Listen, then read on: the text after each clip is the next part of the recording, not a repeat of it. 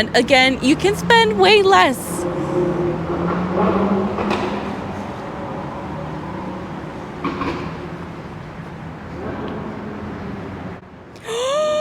That was a Lamborghini. It's yellow. Hi everyone, so you want to know how much it costs to own a Hellcat. So I'm going to give you a breakdown on how much it costs to own a Hellcat Challenger Jailbreak Last Call Edition. And I want to foreshadow by saying this, but nothing about a Hellcat is cheap. So don't shoot the messenger, okay? I spent my money, not yours, so it's not that serious. And take everything I say with a grain of salt, because some people might pay more and some people might pay less.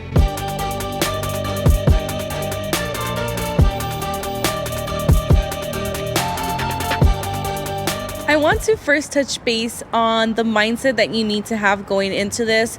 But if you don't care and you want to go straight into the numbers, you can go ahead and skip to the next chapter where I start giving you a little bit more of a cost breakdown. But for right now, let's go back into mindset. One of the biggest questions you need to ask yourself is, can you afford it? Not just a monthly payment, but also consider the unplanned expenses. Like, for example, what if you end up cracking your wheel? You end up puncturing a tire? What if you want to modify it down the line? Like, do you have enough to kind of cover all that and kind of plan ahead a little bit more? Also, what if you end up losing your job? Like, let's be real. If that ends up happening, do you have enough to kind of keep yourself afloat until you find that next job?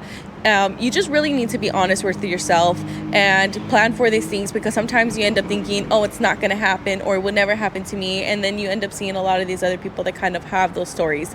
So just saying to kind of plan a little bit ahead and just be realistic with yourself and, be within your own limits. I don't know what your limits are. That's all up to you.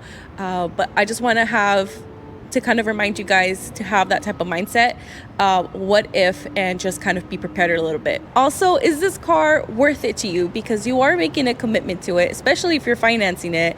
And you're also taking on the risk of what if it gets stolen? Like, it's definitely a bit of a lifestyle change. Unless you have like endless amount of money, then like, good for you. I don't think you should really be watching this video if like money doesn't matter.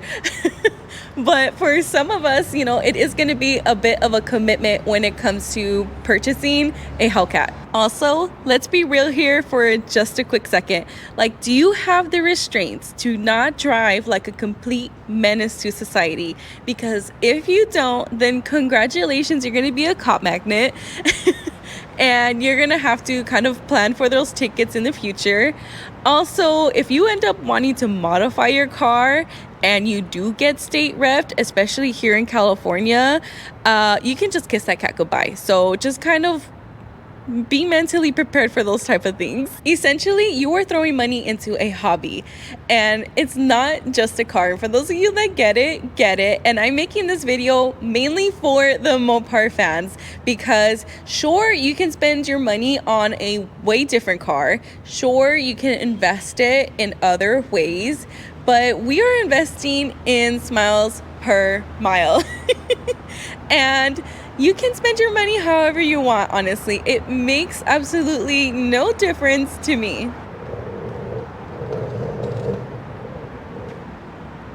Yes, I put on a sweater, and yes, I brought my stool. So I want to be as thorough and realistic as possible when it comes to the cost. And these are not my numbers, but these are based on nationwide averages. And again, you can spend way less.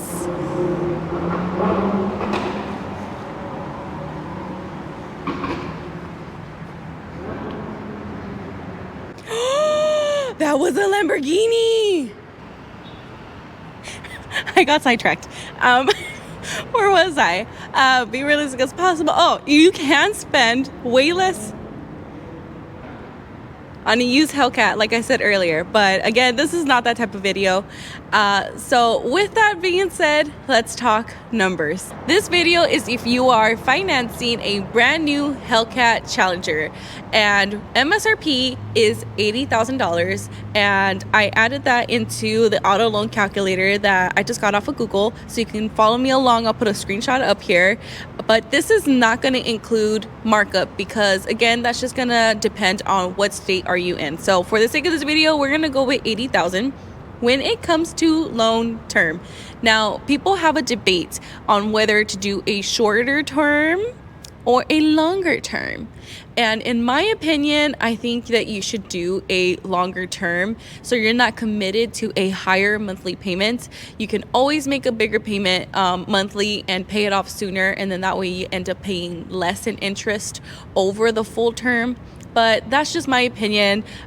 Do as you please. The national average for the interest rate is 7%, so that's what we're gonna use.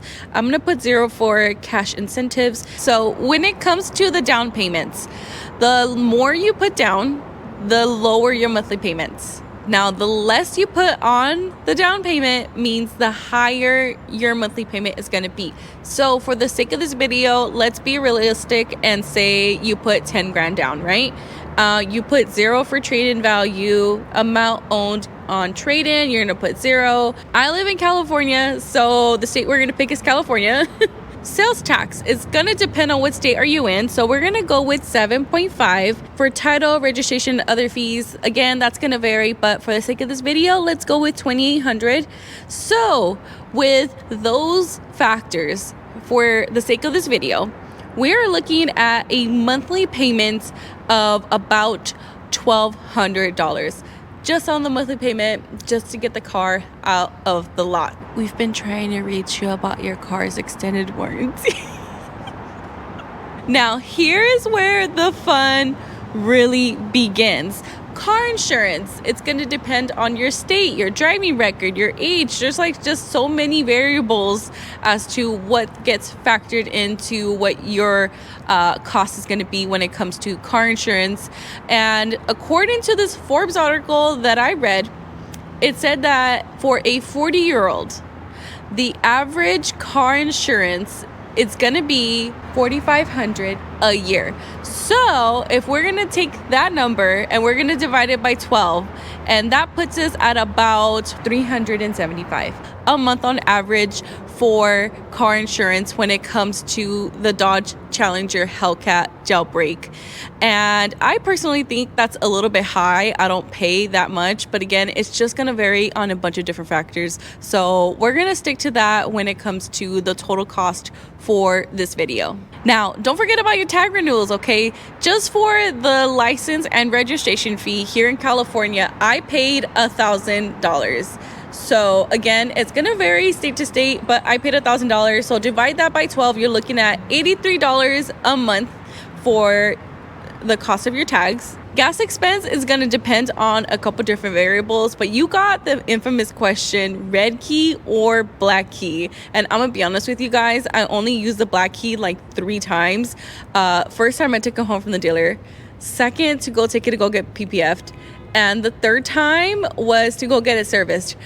Other than that, like, I use the red key all the time, and that's gonna affect obviously how much gas you're gonna go through. Gas prices are gonna depend on where you live, and also how much are you planning on driving the car? Is this going to be like your daily, or is this going to be your fun weekend car? For me, I already knew that this was just going to be like my fun weekend car. I have a Camry where I can just park her anywhere. I don't have to worry about where I'm going, and I can fill up the tank every week and a half, versus in the Hellcat, I have to fill her up every 2 to 3 days.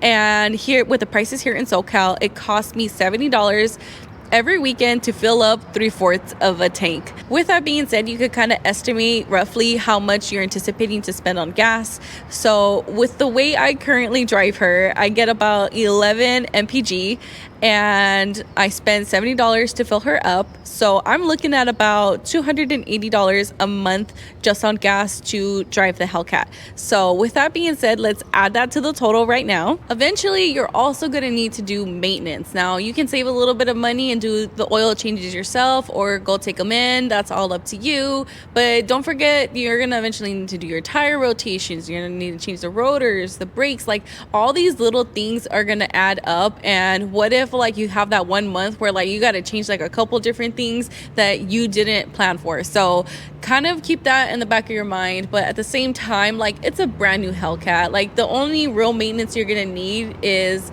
oil changes. But again, that all just ties back into how much are you driving the car. So for the sake of this video, let's not include maintenance for the monthly total, just because you're not going to be paying that every single month. I think it's safe to say that some of us are also going to want to do mods to our cars. For example, I got PPF on her, and in my area that costed me about $6,000.